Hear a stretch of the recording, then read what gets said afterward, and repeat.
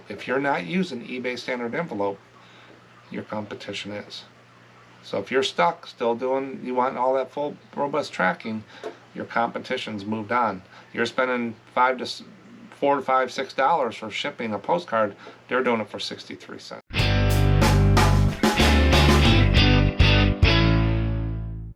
Welcome back to SM Postcards.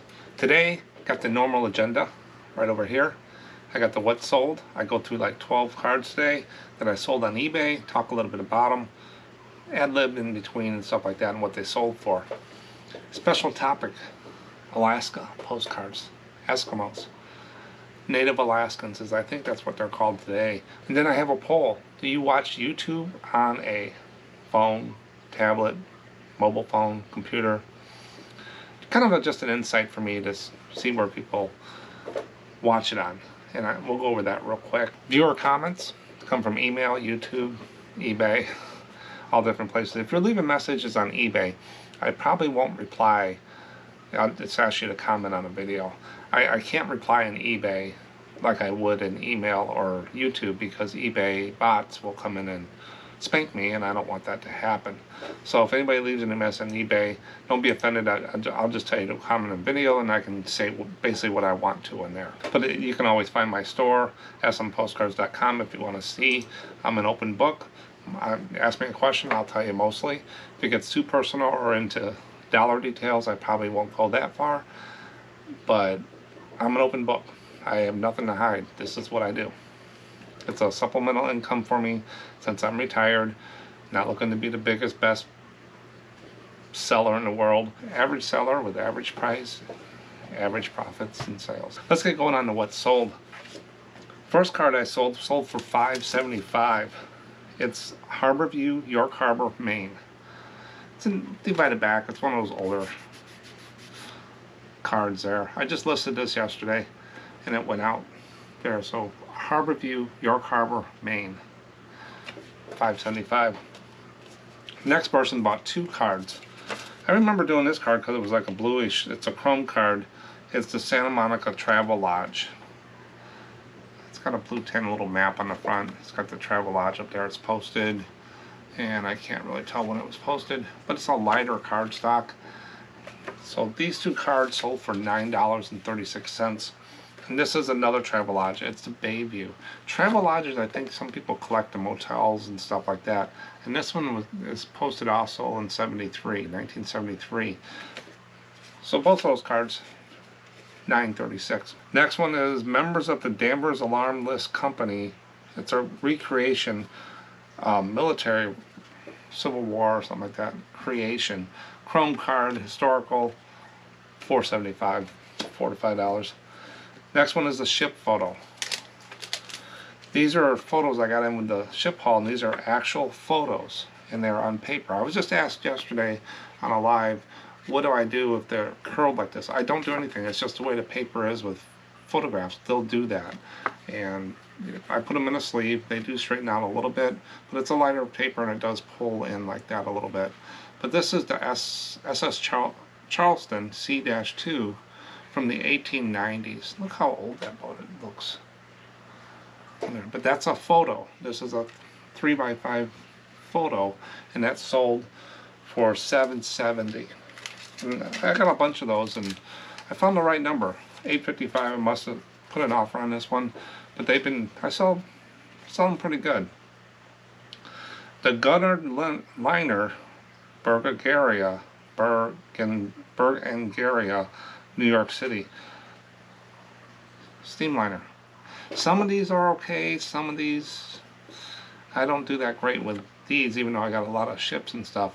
This sold for $4 to $5, $4.75 I believe. Next person bought two more ships. This is the same one. These are the prints, matte. They're matted on the front, matted on the back. And this is the USS Jarvis DD-393. Those numbers mean something to people. That's how they search for them on what ships they're on. And some ships have the same name with a different number. And if they have an X, I see that we sold it to Turkey or something like that. I think that's what it is, what I'm finding. Anybody out there know that, let me know. But he bought two of these prints for a total of $9.50. And those are continental size. A hole-in-one is a good in golf, but not in a tooth. This is a dentist card of an appointment that they send out. It's an appointment card they put on the back and they send it out to you. This was posted in 1937. Chrome card, $4 to $5. This is the Kona and Lanai at Kailua, Hawaii. So this is an Hawaiian card. It's kind of a dark card. You're sitting there under the shade. Unposted chrome card. That sold $4 to $5. Next one is a real photo. This real photo postcard. Lookout, Gopher Sleep, Gross Valley, Black Earth, North Southwest Territory or whatever. That is a real photo postcard. Basically the back is so faded you can't even tell. There's nothing on the back. No stamp box, no nothing. But that was a real photo, and that sold for $12.65. Next one is a Hawaii card. I put up one of the continental cards I do is Hawaii or Caribbean, Bermuda, and I bought a bunch of these Hawaii continental cards. I got them really good price. And this is the Halakala Crater. I destroyed that name. But this is a continental. It's got the scalloped edge along the top. Some people call it deckled. Different things like that. I call it a scalloped edge, but you can call it what you want. There's really, sometimes the names can go back and forth. It's what context it's used in, the terms. Some are pretty firm, some can be a little elusive in their requirements, but not right or wrong. You just know it's not a straight edge, it's scalloped. But that sold for $5.65. Then I sold another motel, Gallup Travelodge, another Travelodge, and this sold $4 to $5, $4.75. Gallup Travelodge, 1971 it was posted. So that was a total of 12 postcards. Gives me total price of $83.02 gross. My ASP, if you take $83.02 and divide it by 12, $6.92. So my average sale price is still going up, but I did sell some other stuff.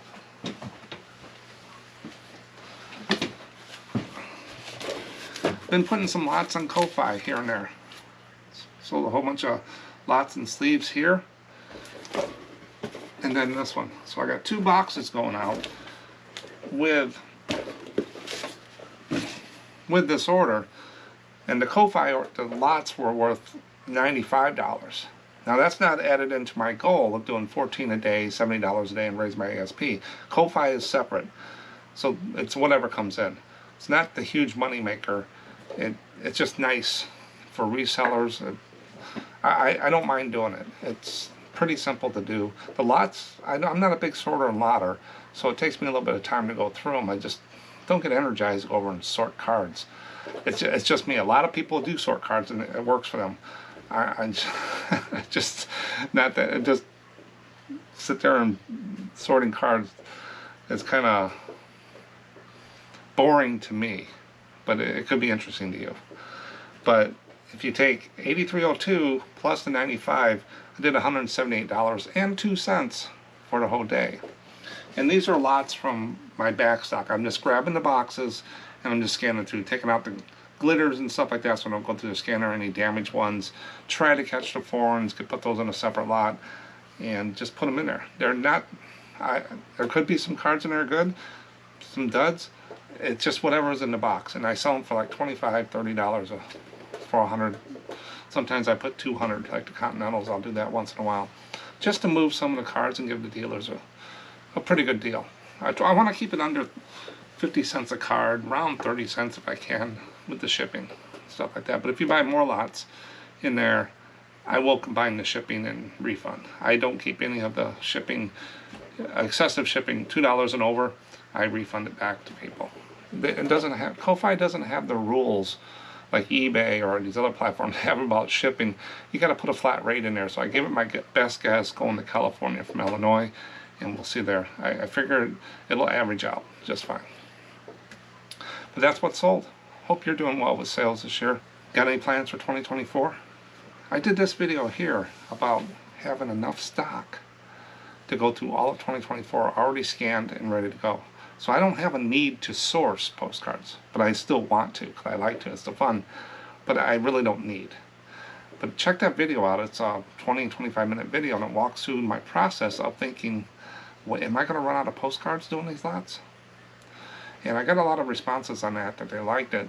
It's not for everyone, but I had to calm myself down that I have to race out and get more postcards. Alaska postcards, special topic for today. Alaska postcards I tend to go toward. I always think they're going to sell, and a lot of them are average, but some do sell. And I bought a big lot of older Native Alaskans, Eskimos as they were called on the postcards back then, and they just haven't moved. I'm gonna have to go back and see the price. Maybe I got them, but when you buy from an auction like that, you got shipping involved, so you have to bump the card up, figure out what you got in the card, and get it to pay the shipping too. So they're not moving as fast as I want, but some of them, the real photos, as you'll see in this review here, do very well. But I'm going to go ahead and give you a little history, set the foundation about Alaska, so it'll sink in and you have a little bit of knowledge about Alaska. A lot of stuff about Alaska out there, but I picked and choose here what I can find. And while I read the little paragraphs I got, I'm going to show you some postcards that I found on Alaska. And what that does, it imprints your mind when you see them in a box. Hey, Alaska, average, above average. That's what it is. But here we go. Alaska is a state in the United States located in the far northwest part of North America, way west north. Cold. Its history goes back thousands of years when the native peoples lived there. These native groups had rich cultures and traditions relying on hunting, fishing, and gathering for their survival. They built homes called igloos, and everybody knows what an igloo is. I hope it's ice and snow, round little things. And crafted tools and clothing for the resources around them, like seal coats and all that different stuff they used off the land. In 1867, Alaska became part of the United States when it was purchased from Russia. Yes, we bought something from Russia. This purchase was called the Alaska Purchase. I could have done better with that name. That sounds like one of my postcard titles, Alaska Purchase. So I could have done that. After the purchase, many people come to Alaska in search of gold and other valuable resources. This led to the Klondike Gold Rush in the late 1800s, where people from all over the world came to Alaska hoping to strike it rich. And if you watch that TV show on Discovery or one of the channels, Gold Rush has been on for years. They talk about the Klondike and stuff. They're still finding gold up there. While some found gold, many others faced harsh conditions and challenges. Some people died. It wasn't fun. They came across and had no idea to live on the land, and cold and wet and not able to fend for themselves. And I think there was claim jumpers and stuff like that too that they had to watch out for. Despite the difficulties, Alaska continued to grow, and in 1959 it became the 49th state. So 1959 is when it became a state. So it's like Hawaii. You want to look for pre-state if you can see it, and then state that in the title or whatever as well. It might be worth a couple more dollars. Today, Alaska is known for its stunning natural beauty, including its mountains, glaciers, and wildlife, making it a popular destination for tourists around the world. The Alaskan natives, known as Eskimos, nowadays I think they're called Native Alaskans, have a fascinating history. They have lived in Alaska for thousands of years, surviving in cold and challenging environment. They made the igloos out of ice and snow. They were skilled hunters and fishermen, relying on the whales, seals, and fish and other animals to make their living, get their food and get their clothing. The Eskimos had a rich traditions and cultural practices such as storytelling, drumming, and dancing. They shared their skills and their knowledge from one generation to another. So every generation learned from the previous one and they grew. Today, the Alaska Eskimos, Native Alaskans, to preserve their culture and traditions while adapting to modern ways of life. I think technology is going to help them if they're humble and come in and use it to their advantage. But then also modern ways go against some of their traditions. I know the whale hunting is very controversial and stuff like that, what they do. but that's the way of life. I stay neutral on stuff like that. I don't live in Alaska. But there's pros and cons of either side, but the modern ways can get into traditional ways sometimes, and those people need to stand up and whatever they stand for. They are an important part of Alaska history and can contribute to the diverse and vibrant communities of the state. Now, to get mail to some of these places in the remote areas is what I was looking for here. How do you get, I mean, they get snowed in and stuff like that. How do they get mail there? So I found this little fact. In the remote wilderness of Alaska, there exists an unofficial mail delivery service known as bush mail. Due to the vast and isolated regions of the state, some residents rely on bush pilots who act as mail carriers, delivering letters and packages to remote areas inaccessible by regular postal services. Now those are the bush planes. They can land in short distances and take off in short distances and have a lot of power and stuff. That's what the bush pilots, that's why they call it bush mail. These pilots creatively utilize various methods, such as dropping mail bundles from low-flying planes or using makeshift landing strips in unconventional locations like frozen lakes. The bush mail system showcases the resourcefulness and adaptability of the Alaskans in overcoming the challenging things they go through out there in that wilderness by their unique geography. So bush pilots it's really important to them to get these packages and stuff, and just to fly stuff in for the Klondike, for the gold rush and stuff I've seen on TV, and different things that see those documentaries.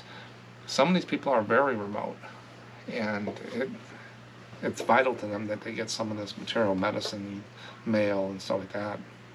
But that's a little bit about Alaska. You saw some postcards up there.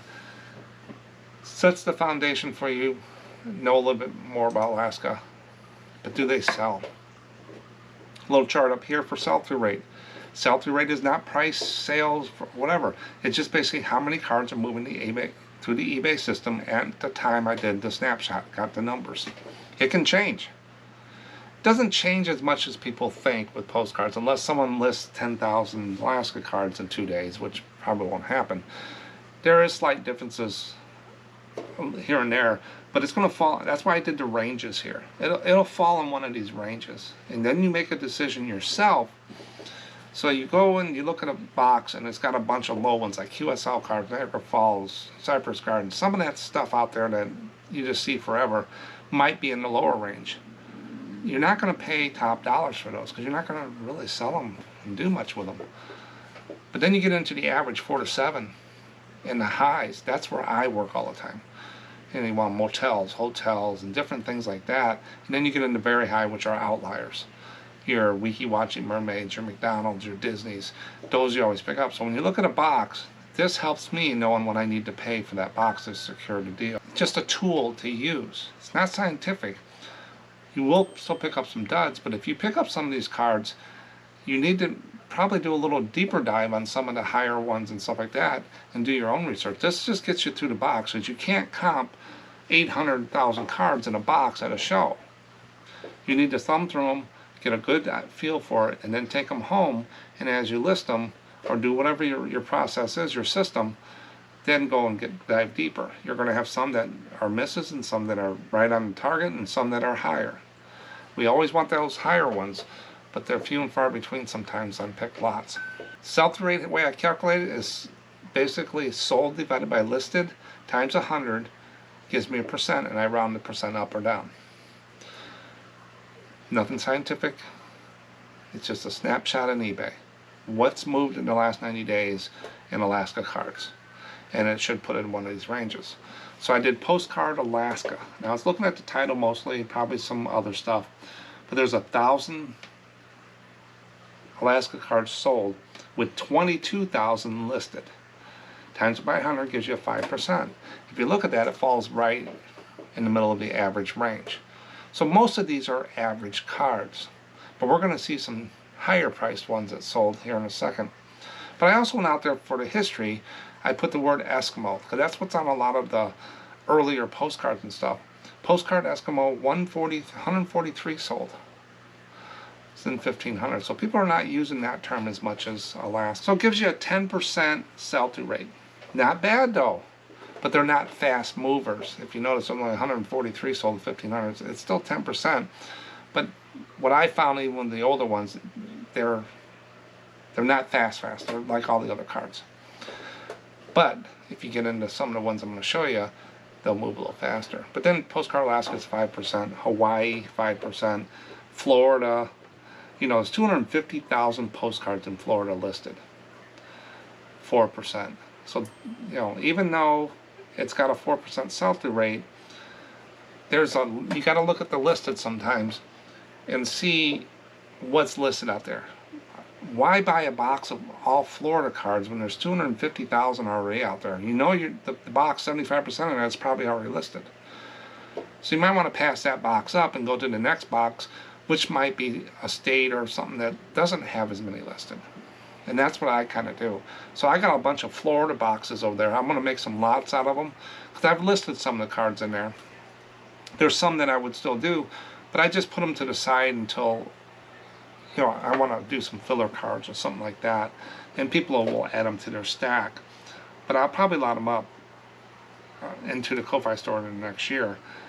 So I don't really source Florida postcards as much as I would source Illinois. Midwest is the ones I'm lowest on. Michigan, Illinois, Ohio, Kansas, Missouri.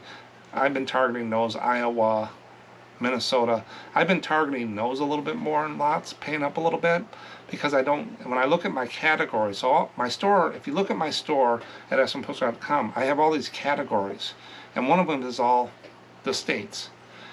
So when I go into an auction or looking for stuff, I go through my categories real quick. It takes about 10-15 minutes and see what I have, and I note down which ones I'm low on. That's what it can do. It's a little selfish. It helps the buyer. If you're from New Jersey and you just want New Jersey postcards, hopefully I put all the New Jerseys in one category. Sometimes you might miss some fat finger or something. But that's what categories do. But it also helps the seller to know what you need to source for. I really don't need to list Florida cards. I have enough in my categories, unless they're really real photos or something like that on there. So that's what sell-through rate can do, is help you make these decisions. Now when I went through the pricing, I found some extreme, I call them extreme pricing, high ones, the outlier. This one here, $99.90, so $100 it sold. It's a real photo from the 1930s, Whaling Whale Alaska real photo postcard, great contrast. A lot of stuff in that title. I won't go into that, but I like titles that read, to me, I like them that read left to right what it is. It's a Whaling real photo postcard. But they're doing some keywords and stuff in there like that. About $100 for that, a real photo. That's what I'm talking about. Whaling, stuff like that. It's controversial, but it's history that is on a card. It's what they do. Next one is a 1910 real photo, Whaling. I think it might be the same seller. On these cards, he ran into a bunch of real photos. He got $75, so $175 between those two cards. Then this real photo postcard, it's Alaska. This opened my eyes. I've never had this Alaska cards that I can remember, but they got like $45, $50 for that one. And you're going to see it again here in a second. Now there's a book out there that explains a little bit about the large letters. It's right here. This is Fred Tierney and Kevin Hilbert, Large Letter Postcards, the definition guide, or definitive guide, 1930s and 1950s. That's what it is, and I'll put the code right there. Well, what it has, the prices are probably outdated since this book was done a while ago. It has all the pictures of most of the postcards that are in there. It also has some writing and history about it too. You can find, just take a snapshot of that right there. Large Letter Postcards, the Definitive Guide, 1830s and 50s. You can find it on Amazon. It's a hardcover book. I keep it here. I'll look some up once in a while. It's a reference manual. It's not, some of it you can sit down and read, but most of it's reference you can look through. But the prices in there, I'll see 5, 4, 5, and then I'll see one for 25, 30. I know I need to do some more research on the modern prices. But that Alaska card, $45 to $50. large letter linen card. Then the last one I found was a 1920s real photo whaling. Another one, probably from the same guy. This guy made $200 on 3 postcards. So this is one of the reasons I go through these topics, to reinforce to myself what these are and refresh myself. Will I remember everything I just told you? Probably not, but it's going to spark me an interest on Alaska cards, especially real photos and whales. Then you get into, so that's the top outliers. They sell themselves, or real photos, different things. Then you get into the everyday average cards. What's the high water mark on these? So these are sold high ones. Here's that Alaska card again. Someone sold it for $40. So put in your mind that Alaska large letter right there sold $40 to $50 every time. Got 2 times I found it. Then you got a Schmucker winch postcard Thanksgiving Day in Alaska. Got about $15 for that, best offer. Not bad. They put some keywords in there, artists and stuff. I don't get too much into the artists, a little bit more research than I want. I know the names when I see them and something's sticking there, but I'm not an expert. I know enough to be dangerous with all that stuff. But there's collectors out there that look for Schmucker and winch and clap saddle and stuff like that. That's another model that you can get into and learn a little bit more. But that went for $15. And then you got Alaska postcard Ghost Town. I put this one in there because I like ghost towns, mysteries and stuff. $30. So anytime you can get a ghost town or something, make sure you get in the title, intrigue people, curious. You got to get them to click on the picture. Once they in the picture, you want them to click buy it or put it in their cart. So first you got to get them into the listing. So a lot of times I won't put damage or continental. I won't put stuff in the title because I want them into the listing. Then they can go look at the condition statement and the description. Once they're in the listing, they're in the store. Once you get them in the store, you want them at the aisle. Once they pick something up, you want them to put it in their cart and go to checkout. Bring it to the cashier. That's how I think. So I don't worry about views, watchers, impressions, or anything like that. I usually have 3,500 to 4,500 watchers in my store at all times. Impressions I don't really look at. If I do, it maybe once a month or so.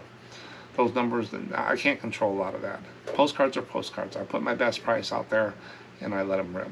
But this is the high water mark of the higher ones that sold in the last, when I did this snapshot on there. So there are some good cards out there. And do what I do. Just go out there and put Postcard Alaska. Hit sold, sort of low to high, high to low, whatever you want to do, and just kind of take a look once in a while at the different cards, and then go back and take the sold off and look at how many are listed. Look at that number that eBay tells you how many are listed out there, because that's a very saturated market in some of these postcards, but that's how you gauge on what you want. Just don't look at the solds, look at how many are out there that haven't sold. You can just hit completed, how many rolled over and stuff. So there's a lot of things you can do with it. Just another tool. But Alaska postcards, to sum them up, I always pick them up. Most of the time I get them for a very good price, just like all the other cards. Real photos and stuff, I don't find that much. I'll find probably more of those in an album, a set, or antique mall. And I have to pay up a little bit in those places. They have rent to pay, overhead. You can probably find them on eBay, but I don't source a lot of stuff off of eBay. But you want to look for those. So if you find a box and it has some real photo Alaskas in there, you might want to bump your offer up a little bit to pull those. Don't give the house away, but you want to secure the deal.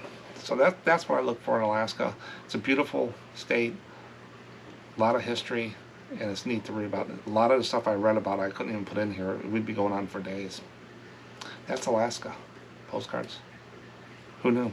Now we're going to get into a very short, easy poll. I just want to know how people watch YouTube. I watch it on my laptop. I don't watch it on my phone since I got a little 13 here. I don't want a big phone to put in my pocket and stuff, so I don't watch too much stuff on my phone. And then I watch it on my TV in the office. And I got a crisis. I was watching something this morning and my TV went black. It's about 10 years old. And I did everything I could. I did everything. It's dead.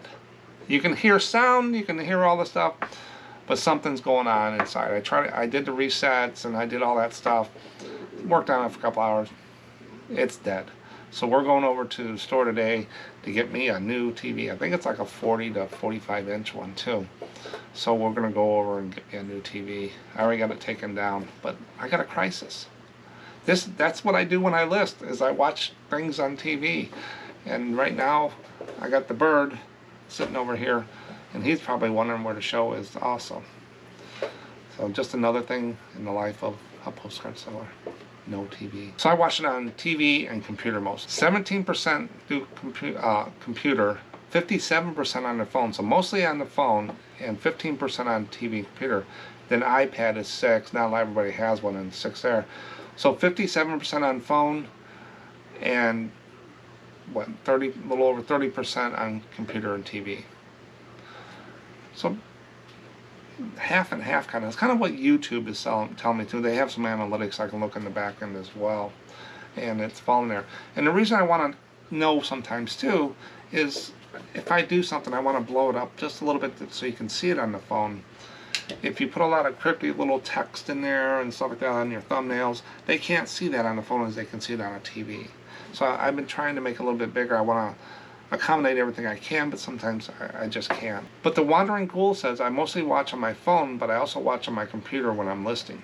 That's what I hope I gear people to, is I try to read everything, so you just pop up your head every once in a while when you hear something interesting or I mess something up.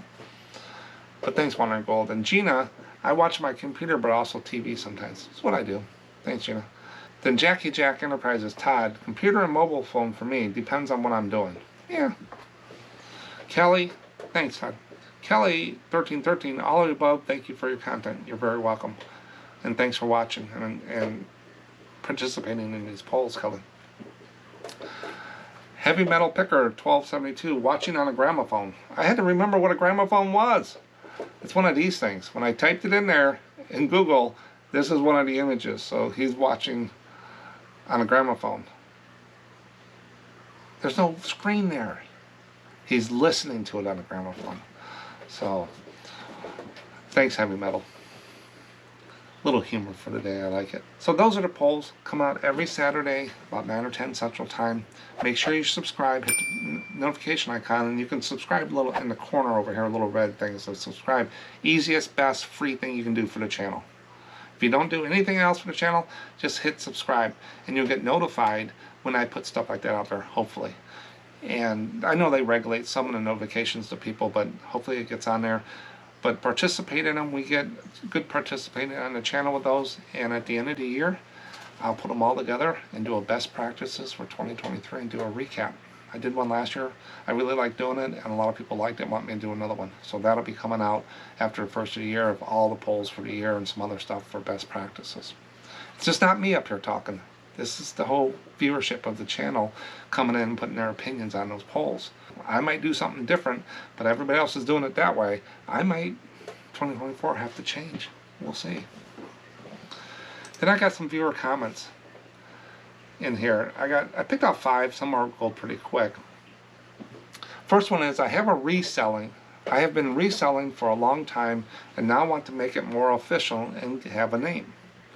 I'm stuck on what name I should use. Do you have any tip or recommendations on creating a name?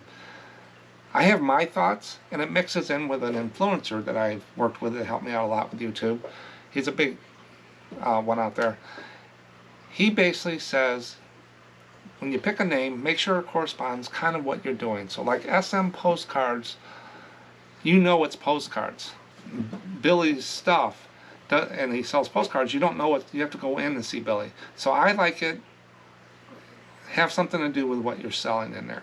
Now if you're selling yourself on YouTube, Mark's channel, Joe Johnson is what they use. They're the subject, they're the title on there and stuff. So, but he always says, try to get something in there for their, on there, and I believe him in that too.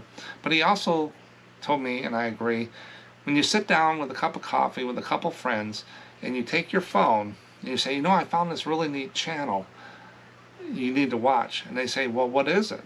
And they'll say, SMPostcards. Okay. That's like I can say, I'm like a Mark in Postcards. Okay. Very simple. But if you got s.m. dash post dash, all these different cryptic things and the name this long, do you think those people are going to sit there and tell them at a table with a cup of coffee what it is? So you want to keep the dots and all that stuff out of there. People mess things up. They want it simple. They will lose interest so quickly that they'll never look for your channel. This is too much work. They'll move on to something more simpler. That's what he says, and I agree with him. So pick out the best name. Doesn't mean a lot in eBay as much as people think sometimes, because most people don't shop by stores. They shop by item. Us resellers know how to get around, but most of these people are just typing in blue socks and stuff like that. So just be creative, but don't be over creative, I guess. That's what I'm saying. Thanks for the comment. Next one is, I have heard having a smaller store with less items is better than having a larger store with many items. Have you heard this? I hear so much stuff out there. I want to get to a point where I say it's conspiracy, trying to change things or just doing content, but I hear all these different things. I pick and choose. I pick my battles. Basically, if you have a very small store with high-end stuff, that good sell-through rate, and sells good, you're fine. I know some stores have 10, 12 items, and that's all they stock. And they just sell the heck out of it, because it's stuff that people want. But they also pay in a distributor for it, and stuff like that.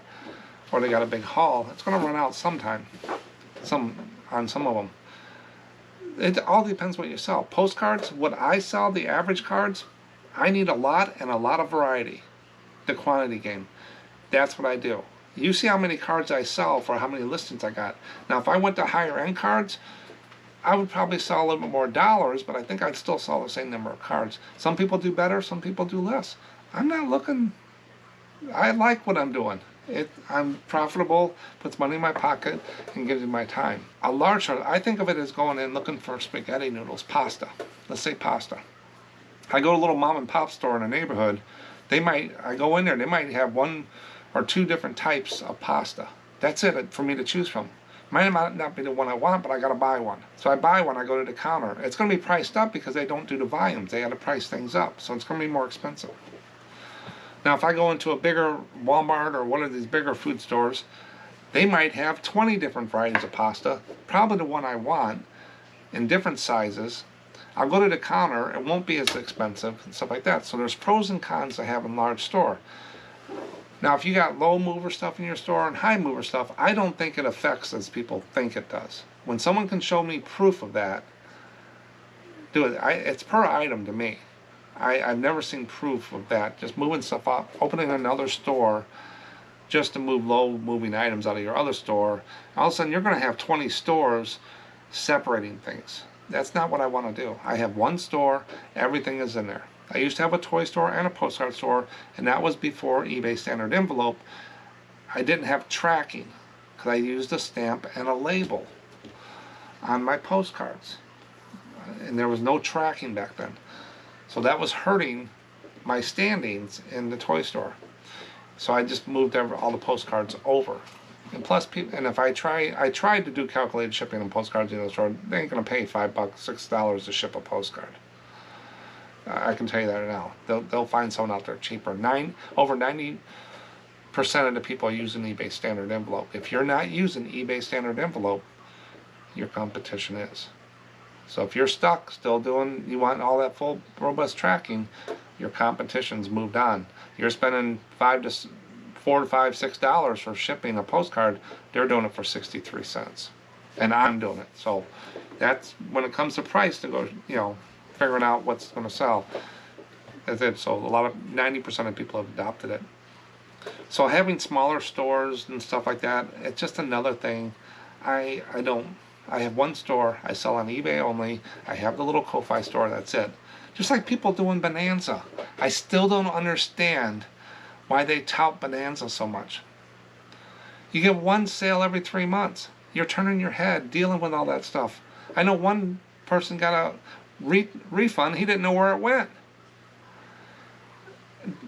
Why do we support sites that don't support themselves and stuff? Yeah, sure, it syncs over and all that stuff, but it's just For the time, your time to go, and they said it doesn't take a lot of time. Yes, it does, because you don't sell enough, so you gotta go over and figure out how it works again.